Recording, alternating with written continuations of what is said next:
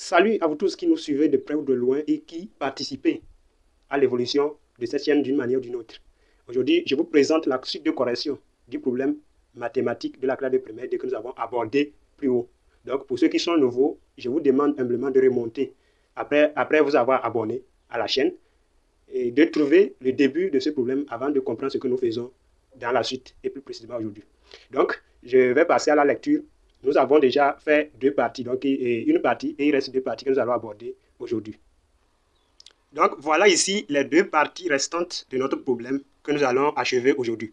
Et la partie B, on considère la fonction h définie de R vers R par h de x égale à moins 2x carré plus la valeur absolue de x plus 4 sur la valeur absolue de x plus 2. On dit déterminer l'ensemble de définitions de h de la fonction h. Petit b, on dit étudier la parité de h. C'est déterminer les sous-ensembles de R sur lesquels f et h coïncident. Et la question 2, on demande de construire la courbe C', c'est-à-dire de la courbe C' de la fonction h dans le même repère que C. C'est-à-dire là où on a construit C, on va construire h sur le même repère. Partie C. On considère l'équation EM égale à moins 2x carré plus 1 moins m fois x moins 2m plus 4 égale à 0, où m est un paramètre réel. Petit 1, montrer que EM est équivalente à l'équation pour tout x élément de R privé de moins 2, f de x égale à m. 2. Discuter graphiquement, suivant les valeurs de m, le nombre et le signe des solutions de EM. Nous passons maintenant à la correction de la partie B. Et ici, c'est la fonction h définie de R vers R telle que h de x égale à ceci. Donc, on a dit de déterminer l'ensemble de définitions dh de la fonction h. Donc, on dit dh égale pour tout x élément de l'ensemble de départ, c'est-à-dire de R, tel que la valeur de x plus 2, c'est-à-dire le dénominateur, soit différent de 0. Donc, pour trouver les valeurs de x qui correspondent au dénominateur différent de 0, nous allons écrire ce dénominateur sans le symbole de la valeur absolue. Donc, x, valeur absolue de x plus 2, s'écrit x plus 2 si x est supérieur à 0. Et x moins x plus 2 si x est inférieur à 0. Donc, vous savez, la valeur absolue d'un nombre est égale à ce nombre si le nombre là en question est positif. Donc, c'est ce qui est ici.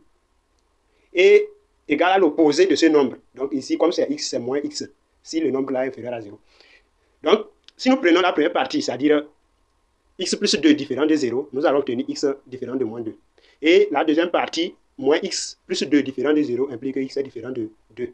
Donc, ddh va être égal à r privé de moins 2 et 2. Ensuite, on nous a dit d'étudier la parité de la fonction h. Donc, pour étudier la parité, on veut voir est-ce que h de moins x et h de x sont différents ou égaux. Donc, nous disons ici que pour tout x élément de dh qu'on a trouvé ici, on prend moins x qui appartient à ce même dh. On aura, c'est-à-dire on a h de moins x va être égal à moins 2. Ici, le moins 2 x carré. Donc, on remplace les x par moins x.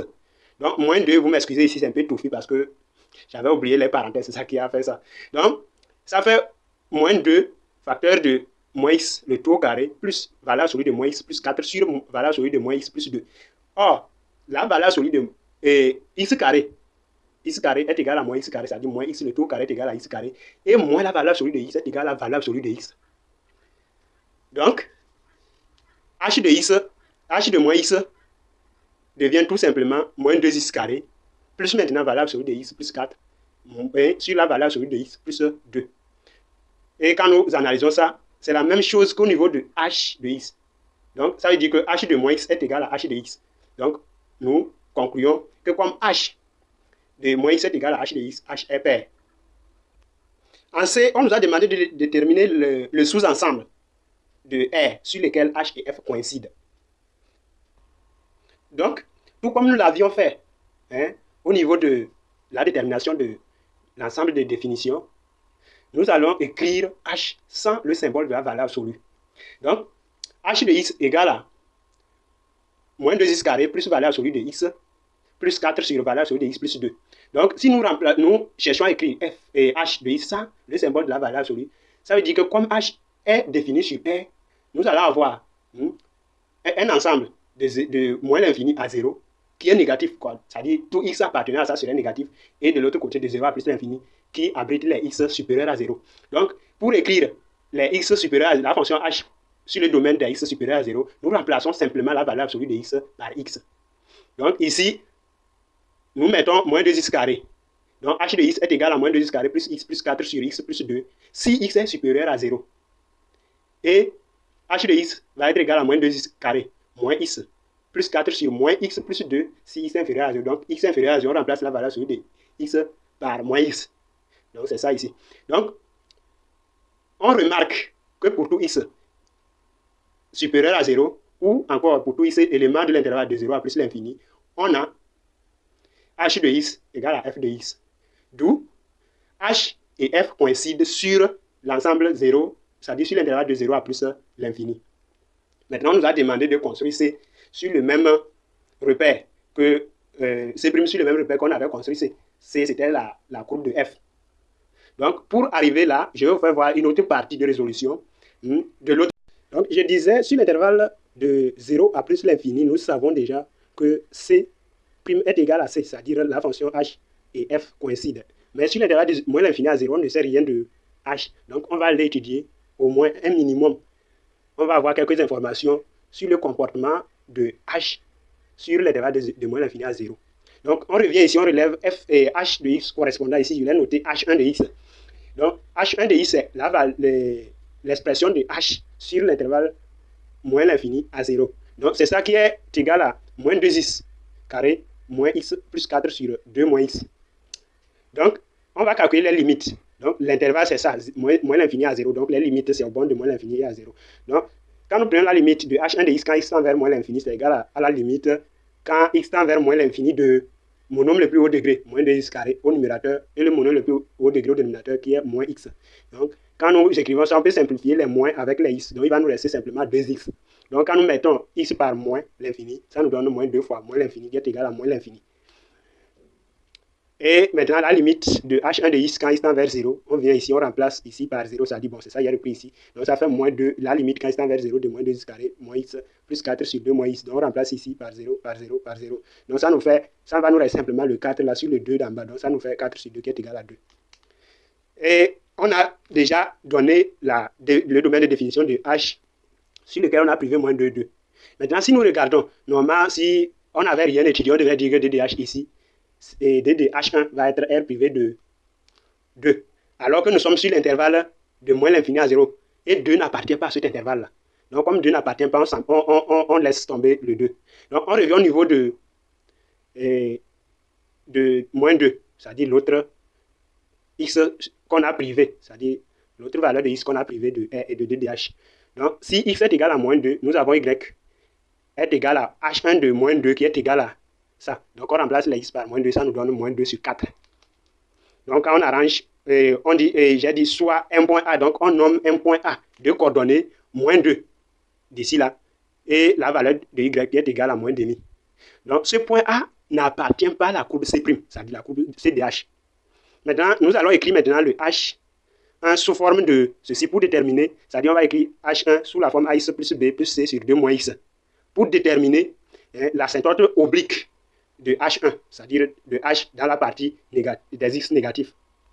Donc, je conserve l'expression là et puis je commence par développer. Je rends ça au même dénominateur, ça me fait AX plus B fois 2 moins X plus C sur 2 moins X. Donc, quand j'arrange, ça me donne moins AX carré plus 2A moins B, le tout fois X, plus 2B plus C sur 2 moins X. Donc, quand je fais l'identification avec F de X et H1 de X, qu'on a en haut ici, qu'on a déjà vu l'expression de H1 de l'autre côté, nous obtenons que le moins A, qui est à côté de X carré, c'est lui qui va être le moins 2 là, qui est à côté de X carré aussi. Donc, moins A va être égal à moins 2. Et l'expression qui contient X va être égal à moins 1 d'ici. Et ce qui ne contient rien du tout va être égal à 4. Donc, quand nous venons ici, ça veut dire que le moins A est égal à moins 2. Ici, nous avons 2A moins B qui contient X va être égal à moins 1. Et 2B plus C qui n'a rien va être égal à 4. Donc, quand nous arrangeons, ici, on va voir que A est égal à 2, B est égal à 5 et C est égal à 6. Vous m'excusez. Vous m'excusez, j'avais mis 4 égale à 6. C'est C égale à 6, moins 6 plutôt. Donc, H1 va être sous la forme de 2x plus 5 moins 6 sur 2 moins x. Donc, pour tout x inférieur à 0 ou pour tout élément de moins l'infini à 0, la droite D' d'équation y est égale à 2x plus 5 est l'asymptote oblique à notre C', la courbe C'. Car le H1 de x moins y, qui est ceci là, va être égal à moins 6 sur moins x plus 2. Donc, quand nous prenons la limite à l'infini, ici l'infini, comme nous sommes sur l'intervalle de moins l'infini à 0, le seul infini c'est moins l'infini. Donc, nous prenons la limite quand x tend vers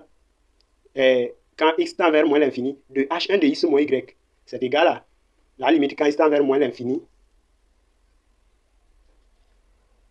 Quand x tend vers moins l'infini de moins 6 sur moins x. Donc, quand on simplifie les moins, ça nous reste 6 sur x. Donc, quand on remplace le x par moins l'infini, ça nous donne 0 simplement. On a un réel sur l'infini, ça donne 0.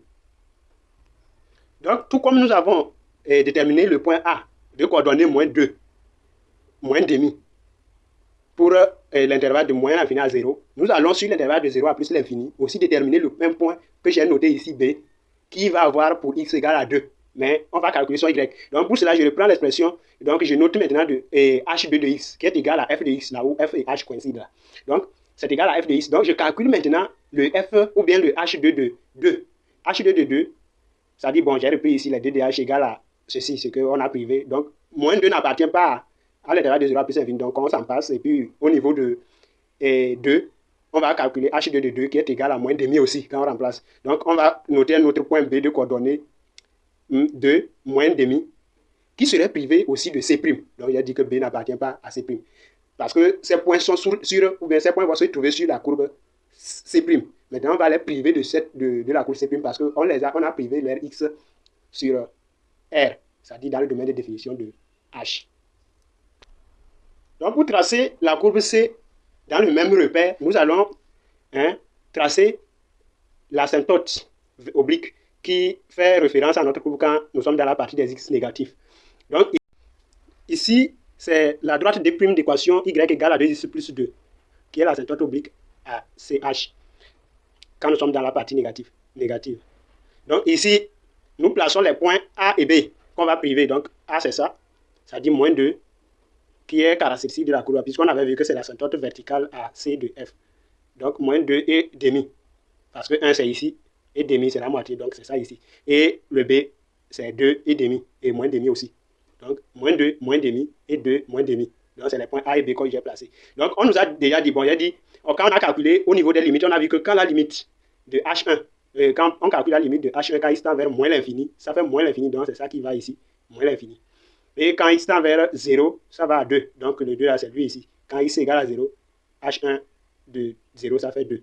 Maintenant, on a dit tout simplement que lorsque nous sommes dans la partie négative, positive, la partie positive ou bien dans la partie des x positifs, le C' et le C sont identiques, c'est-à-dire que F et H coïncident. Donc, je remets la même chose ici, sauf qu'il est d'autre nature. Donc, je l'ai mis en couleur rouge avec les zigzags. Donc, pour en dents de scie, la courbe en dents de scie rouge, là, c'est ça, notre courbe C'. Donc, j'ai mis ici C' et en bleu, celui-ci, c'est l'asymptote oblique. Donc, c'est par faute de couleur que j'ai utilisé les mêmes choses. Donc, voilà notre courbe C' de H. Donc, pour la partie C, on nous a donné une équation paramétrique EM égale à moins 2x carré plus 1 moins m fois x moins 2m plus 4 égale à 0. On nous a dit de démontrer que sur R privé de 2, cette équation est équivalente à f de x égale à m. Donc, nous prenons f de x égale à m. Ici, f de x est moins 2x carré plus x plus 4 sur x plus 2. Donc, le tout égale à m. Maintenant, on va chercher à écrire ça en écriture en ligne, c'est-à-dire produit d'inséré égale à produit moyen. Donc, ça fait les moins 2x, le numérateur d'ici, fois 1, qui est en bas de ce m. C'est ça qui va être égal à le x plus 2 là fois le m là. Donc, nous faisons moins 2x carré plus x plus 4 égale à m fois x plus 2. Donc, on va développer cette partie. Donc, ça devient mx plus 2m. Donc, on amène ça de l'autre côté de l'égalité pour avoir 0. Donc, on dit moins 2x carré qui est ici, plus x, ici, plus 4. Moins maintenant tout ce qui est ici. Donc, moins mx moins 2m égale à 0. Donc, quand on regroupe, on prend x pour x carré, c'est l'élément rationnel, donc on met moins 2x carré. Plus les éléments de x. ici, nous avons 1x et ici, moins mx. Donc, on met 1 moins m fois x. Et ici, nous avons moins 2m et plus 4. Donc, moins 2m plus 4 égale à 0. Donc, quand on regarde, c'est la même chose que l'équation qu'on nous a donnée. D'où ce qu'il fallait démontrer. Et on nous a demandé maintenant de discuter graphiquement suivant les valeurs de m, le nombre et le signe des solutions de EM. Donc, pour le faire, nous allons reprendre EM ici, nous allons calculer le discriminant. Donc, on va voir sur quelle partie le discriminant n'admet pas de solution, sur quel intervalle le discriminant admet deux solutions, sur quel intervalle le discriminant donne une solution double. Donc, nous prenons EM égale à ceci, et quand on calcule le discriminant, ça fait B carré, c'est lui ici, 1 moins M au carré, moins 4 fois le A qui est moins 2, fois le C qui est tout ceci là, donc moins 2M plus 4. Donc, quand on développe, on résume, on trouve que delta est égal à M carré moins 18M plus 33. Donc, on ne peut rien déduire ici puisqu'on ne connaît pas M. Donc, on ne sait pas si delta est supérieur à 0. Voilà. Donc, on va recalculer un autre discriminant. Ce discriminant-ci est noté delta M maintenant. Discriminant du discriminant. Donc, ici, nous reprenons ça comme une équation. Donc, si c'est une équation, ça veut dire qu'on va, j'aime pas écrire ça ici, mais on va prendre M carré moins 18M plus 33 égale à 0. Si c'est égal à 0, ça veut dire qu'on peut chercher, on peut calculer le discriminant M du discriminant. Donc, qui est égal à moins B au carré, et le B au carré plutôt, qui est moins 18 au carré, moins 4 fois 1 fois 30 fois 33. Donc, quand je fais ça, je trouve 192 qui est supérieur à 0. Ça veut dire qu'on peut calculer les M1 et M2 solutions de cette équation. Donc, quand on cherche la racine du discriminant, ça nous donne tout simplement 8 racines de 3. Donc, quand on calcule M1, on trouve 9 moins 4 racines de 3 et M2 nous donne simplement, en changeant le signe d'ici, 9 plus 4 racines de 3. Donc, après avoir déterminé les M1, M2, on peut remonter, on peut considérer ou bien on peut construire un tableau dans lequel on va étudier les signes du discriminant. Donc, ici, on prend M moins M1. M1, c'est 9 moins. Donc, ça devient moins 9 plus 4 racines de 3. Et ici, ça fait M2. Donc, le M1, c'est lui ici et M2 ici. Donc, nous sommes de 0 et de moins l'infini à plus l'infini. Donc, quand on prend cette valeur, elle s'annule ici. Et ici, ça fait moins. Ici, c'est plus plus. Quand on prend celle-ci, elle s'annule ici. Et ici, c'est plus. Ici, c'est moins. Donc, ici, nous avons 2 moins. Ça fait plus. 2 moins. Et 1 moins, ça fait moins. Ici, 1 moins, ça fait moins. Et ici, ça fait plus. Parce qu'il n'y a pas moins là-bas. Donc, vous m'excusez. Ici, là, j'avais mis un trait supplémentaire. Donc, c'est pourquoi je n'ai pas pu l'effacer. Sinon, c'est le même intervalle. Donc, ici, nous allons maintenant, avec le signe du discriminant, c'est-à-dire ici plus, ici moins, ici plus, discuter suivant les valeurs de M, le nombre et le signe des solutions. Donc là où le discriminant est supérieur à 0, c'est-à-dire dans cet intervalle-là, nous avons deux solutions. Ici, il n'y a pas du tout de solution. Et là où, c'est-à-dire pour les M égale à 9 moins 4 et 9 plus 4, la signe de 3 là, nous voyons que le discriminant est nul. Donc là-bas, il y a une solution double. Donc pour trouver ça, nous remontons dans la courbe. Donc moins l'infini. N'oubliez pas que ici, les M, c'est Y. OK? Donc, de moins l'infini, c'est-à-dire on quitte le bas ici, on monte ici jusqu'à plus l'infini en haut. Donc ici, nous prenons de moins l'infini jusqu'ici, jusqu'à 2. 2 là, c'est ça qui est ici dans le tableau. Bon, c'est caractéristique. On avait déjà calculé ça aussi. Donc, ici, quand nous calculons ça, c'est dans le 2 là, ou bien la valeur qui est ici là, qu'on avait utilisé pour calculer ce qui est ici. Donc, c'est ça ici, les 9 moins 4 là. C'est lui qui est sensiblement égal à 2. Donc, quand nous quittons moins l'infini à 2 là, pour tout M appartenant à cet intervalle là, quand on trace une droite comme ça, on va couper la courbe deux fois, que ce soit ici, ou bien que ce soit ici. N'oubliez pas, la courbe CF, c'est ça ici, en noir là, et ici. Donc quand on trace une droite ici, sur cet intervalle, ça dit de moins l'infini à 2, on va couper deux fois la courbe. Et quand on prend les points d'intersection de cette droite avec la courbe, quand on projette sur l'axe des abscisses, on va trouver deux solutions correspondantes, c'est-à-dire 2x. Mais ces x vont avoir des valeurs opposées. Donc, c'est-à-dire de signes opposés plutôt, de signes contraires. Le premier x d'ici là va être négatif et le deuxième x de l'autre côté va être positif. Donc, pour tout m, élément de moins l'infini à 2, nous dirons qu'il y a deux solutions de signes contraires. Donc, c'est ça, j'ai dit ici, pour tout m, élément de moins l'infini à 9, moins 4 racine de 3. N'oubliez pas que c'est cette valeur qui est sensiblement égale à 2. Donc, le discriminant positif implique qu'il y a deux solutions. Mais ces deux solutions, il y a une négative et une positive. Donc, deux solutions de signes contraires. Pour ce qui est de l'intervalle suivant, c'est de 2 là jusqu'à cette valeur qui est 16, c'est-à-dire sensiblement égale à 16 aussi. Donc, de ce 2 là jusqu'à cet intervalle là, il n'y a pas CF, il n'y a pas la courbe là-bas. La courbe, c'est ça ici et ici. Donc, de 2 là jusqu'ici, il n'y a pas la courbe CF ou bien la courbe C. Donc, ça veut dire qu'en trace une droite, on ne va pas couper la courbe quelque part. Donc, ça veut dire qu'ici là, EM n'admet aucune solution. C'est-à-dire qu'il n'y a aucune solution. Donc ici, c'est ça, j'ai remis ici, j'ai dit pour tout M élément de moins et de 9, moins 4 racines de 3 jusqu'à 9 plus 4 racines de 3 qui est sensiblement égal à 16. Le discriminant inférieur à 0, c'est ça ici. C'est-à-dire, dans cette valeur-là, le discriminant est négatif. Donc, EM n'admet pas de solution. Avant d'achever le dernier intervalle, nous allons prendre les extrémums, ou bien les extrémats de C. Donc, c'est ces valeurs-là, 2 et 16. Donc ici, j'avais ouvert, sur l'intervalle ici, j'avais ouvert sur ça, il n'y a pas de solution. Donc, si M est égal à 2, ou bien M est égal à 16, c'est-à-dire M est égal à 9 plus 4, racine de 2, 9 moins 4, racine de 2, jusqu'à M égale à 9 plus 4, racine de 2. Nous allons voir que quand on trace une droite qui passe par ce point-là, on va couper la courbe une seule fois. C'est-à-dire ici et ici. Donc quand on projette ici, on va trouver que ça va couper l'axe de X ici. Et quand on projette celui-ci, il va couper l'axe de X ici, c'est 0. Donc ça coupe une seule fois, veut dire que le discriminant est nul. Donc c'est ça ici, les valeurs 9 moins 4 racine de 3 et 9 plus 4 racine de 3. Donc nous avons le discriminant qui s'annule ici et ici. Donc ça veut dire que sur cet intervalle, ou bien pour M égale à ces valeurs, le discriminant égal à 0 implique que M admet une solution double X0. Et ce X0 est égal à, pour la première valeur, 9 et 2, moins 2 plus racine de 3, si M est égal à 9, moins 4 racine de 3. Ça, il a dit que c'est sensiblement égal à 0. C'est 0,25, moins 0,25. Donc quand on prend l'autre X0, c'est égal à moins 2 moins racine de 3, si M est égal à 9 plus 4 racine de 3. Donc ce sont les deux solutions. Et ces deux solutions, ils ont comme quel signe? Donc ils sont toutes deux négatives. Donc ici, la 2 dépasse racine de 3. Et ici, il y a moins partout. Donc il y a un souci à se poser. Donc les deux solutions sont négatives. Donc pour ce qui est du dernier intervalle, ou bien le dernier intervalle, c'est d'ici de 16 jusqu'à plus l'infini.